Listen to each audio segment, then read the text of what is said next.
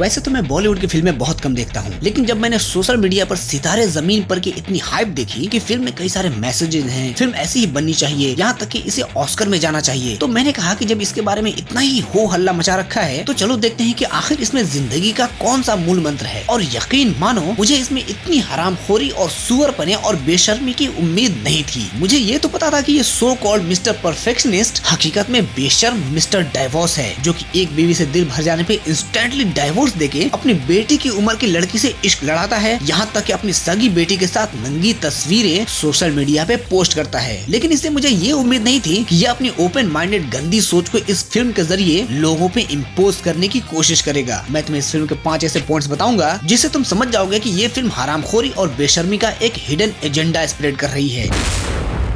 जब सुनीता गुलशन को कहती है कि तुम जितने अच्छे बॉयफ्रेंड थे उतने ही खराब हस्बैंड हो, इस पे गुलशन कहता है कि हाँ, क्योंकि बॉयफ्रेंड को बिल्स पे नहीं करने पड़ते। सुनीता कहती है कि बिल्स तो तुम अभी पे नहीं करते, और समझाने की कोशिश करती है कि घर के खर्चे वो उठा लेगी और वो फिर साथ में रह सकते हैं। इससे साफ समझ आ रहा है कि सोसाइटी के लेडीज को मैसेज दिया जा रहा है कि मर्दों की जगह वो मेहनत मजदूरी करके घर चलाएं और मर्द निकम्मा होकर मौज उड़ाए।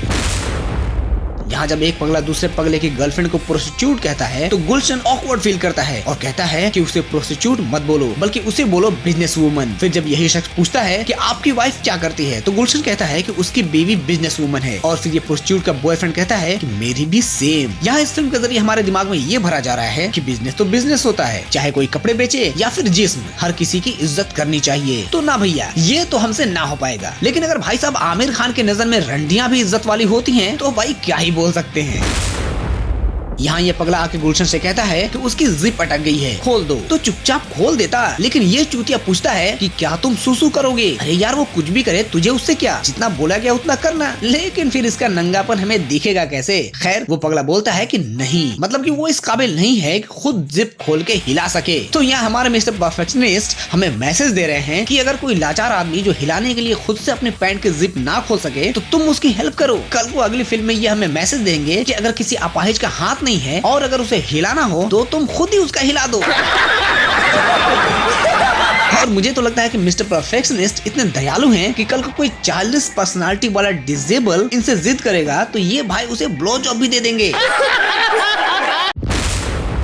इस सीन में गुलशन अपनी वाइफ से हेल्प मांगने जाता है, जो कि साथ नहीं रहते। गुलशन देखता है कि कमरे का दरवाजा बंद है, म्यूजिक ऑन है और कमरे से इंटीमेट यानी सेक्सुअल साउंड्स आ रही हैं। इस पे गुलशन बिल्कुल सरप्राइज नहीं होता। रीजन, क्योंकि ये बहुत दिनों से एक साथ नहीं रहते। यहाँ आमिर खान साहब मिस्टर परफेक्शनिस्ट हमें ये मैसेज देना चाहते हैं कि वाइफ जब तुमसे अलग रह रही हो तो वो अपने कमरे में क्या कर रही है इससे तुम्हें कोई मतलब नहीं होना चाहिए। तुम्हारी बीवी अकेले अपनी जिंदगी का बोझ उठाए या कोई और आके तुम्हारी बीवी की टांग उठाए, ये सब आम बात है। अगर तुम्हें लगता है कि आमिर भाई का ये मैसेज सोसाइटी के लिए बेशर्मी है तो इसके बाद वाला मैसेज तो इससे भी खतरनाक है।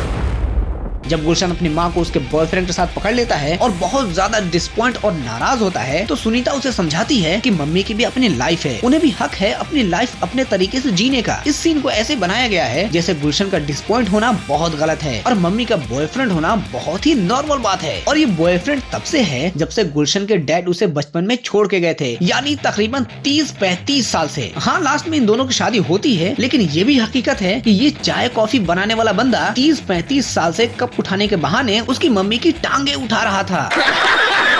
यहाँ आमिर खान साहब अपनी फिल्म से सोसाइटी और हम ऑडियंस को ये मैसेज दे रहे हैं कि तुम्हारे मॉम का भी बॉयफ्रेंड हो सकता है, और अगर ये राज तुम्हारे सामने खुल भी जाता है तो सोसाइटी को चाहिए कि वो उस बॉयफ्रेंड को एक्सेप्ट करे और टांगे उठाने की परमिशन दे। शर्म है, कुछ शर्म आया है। तो अब आमिर खान साहब के लिए मेरी तरफ से एक मैसेज है कि मिस्टर परफेक्शनिस्ट, अगर तुम्हें अपनी बीवी, अपनी माँ किसी गैर मर्द से सुझाने की बात नॉर्मल लगती है तो सुझाओ, लेकिन ये सुअरपने और भड़वागिरी वाले मैसेज सोसाइटी में मत फैलाओ। और अगर तुम्हारी ये चूतिया फिल्म अवार्ड हासिल करती भी है तो वो अवार्ड देने वाला डेफिनेटली उसकी माँ हर महीने अपना बॉयफ्रेंड चेंज करती होगी।